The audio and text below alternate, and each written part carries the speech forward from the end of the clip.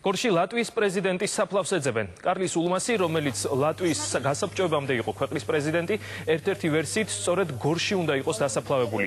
აქამდე იგი თურქმენეთში ეკონა დაკრძალული, სადაც ის გადასახლებაში იმყოფებოდა. თუმცა იქ საფლავის ძიებამ უშედეგოდ ჩაიარა.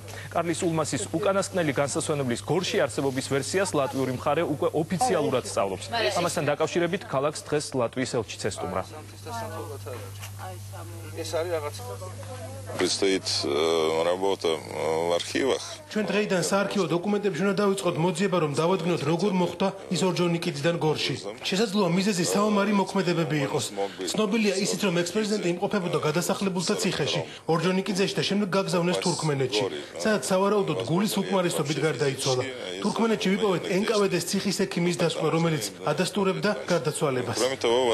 დღემდე მიმაჩნდა, ვიდრე ლატვიელი ჟურნალისტები ჩამოვიდნენ, რომ ის იყო 50-50-ზე და ეს უბრალოდ იყო ჩემი გარკვეული ახლობლების აზრი, თვითონ იმ ლატვიელებს, ვინც პირადად ხვდებოდნენ, მაგრამ როდესაც ეს ქვა ვნახეთ და დაადგინეს, რომ ეს ქვა დაიდგა შემდეგ, შეიძლება მათ შეეშალათ და ეს ზუსტად ის საფლავი არ არის, მაგრამ ნამდვილად ლატვიიდან არის ჩამოტანილი ეს ქვა და დადეს აქ გორში.